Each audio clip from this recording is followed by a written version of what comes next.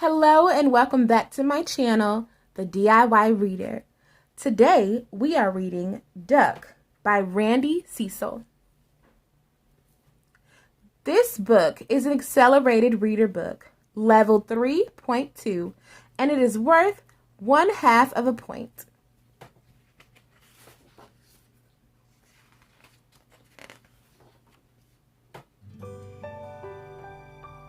Duck was a carousel animal who longed to fly.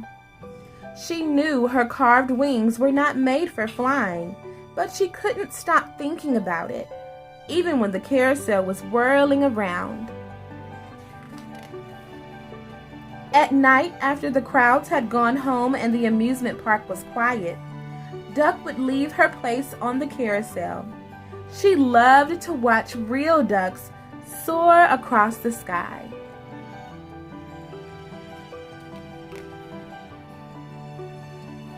She would lie down on the cobblestones and look up at the stars. She wondered how close flying ducks could get to the stars.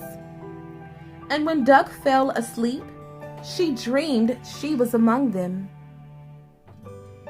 Then one spring day, everything changed. A little lost duckling ambled through the front gate and walked right up to Duck.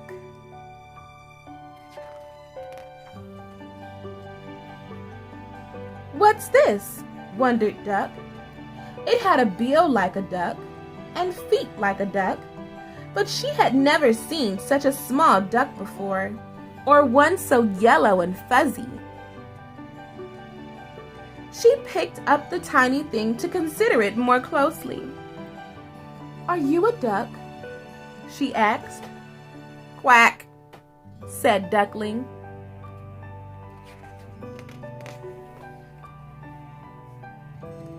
From that moment on, Duck and Duckling were always together. They laughed together. They played together. They even dreamed the same dreams together. As time passed, Duckling's yellow fuzz turned into beautiful white feathers, and his little wings began to look like flying duck's wings. Soon, he was mastering real duck things, like shoveling through the mud for bugs. But he showed no signs of flying. If Duckling was ever going to fly, Duck decided she would have to teach him.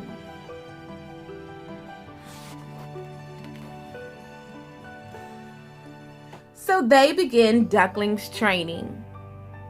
In the mornings, they worked on jumping. A good jump is essential for takeoff. Next came flapping practice. Anyone will tell you how important flapping is to flying.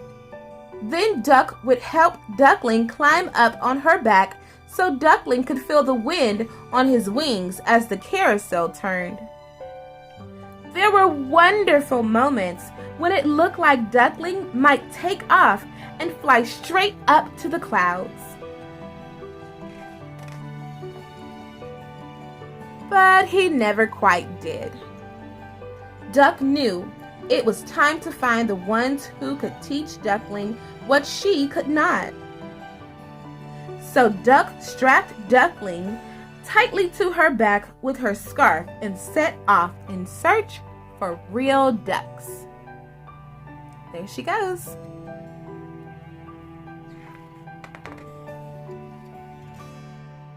She walked and walked. Then suddenly she saw them, a group of ducklings floating in a stream. "Now remember to be polite," she said to Duckling as she straightened some of his new feathers. "You're going to do fine." But when she looked for the ducks again, they were gone. "Wait!" Duck cried as she raced to the top of the hill. The real flying ducks were high in the sky, heading south. What if they never found them again? How would Duckling learn to fly? Then, something magical happened.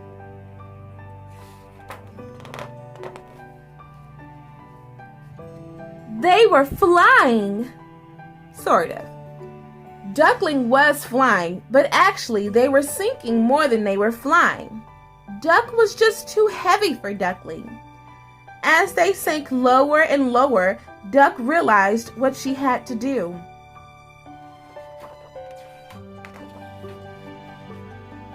She freed herself from the scarf. Right away, Duckling went up, and Duck went down. Up, up, up went Duckling. Down, down, down went Duck.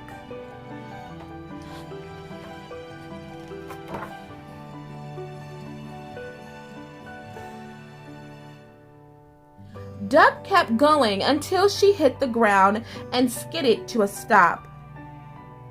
She looked up just in time to see Duckling taking his place among the other real ducks.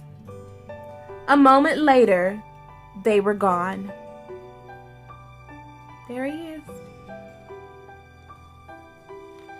There's little Duckling, who's not so little anymore. Duck limped back home to the amusement park, alone and scarfless, to face the long winter ahead. And a long winter it was. It snowed and snowed. It snowed so much, Duck almost disappeared. It's all the way to her neck. It's a lot of snow.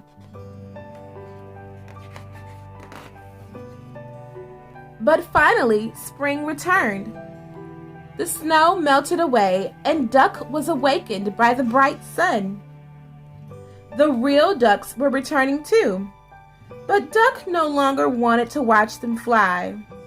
It was flying that had taken Duckling away from her. Duck sat at the edge of the carousel and lowered her head. Then, out of the corner of her eye, she saw something.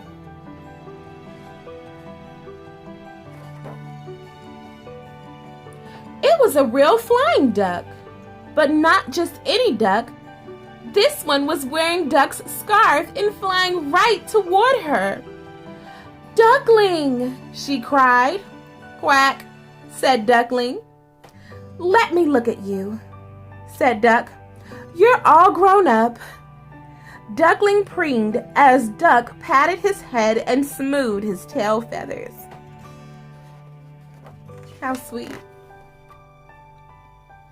All that day they laughed together and played together, just as they had so many times before.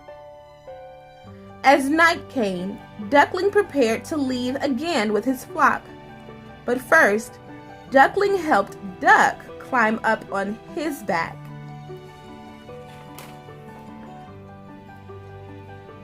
And finally, Duck knew what it was to fly. That's wonderful. The end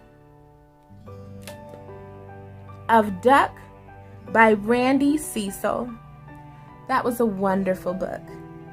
And don't forget, this is an accelerated reader book, level 3.2, and it is worth 1/2 of a point. Good luck on your accelerated reader test, and we'll catch you in the next one. Bye, guys.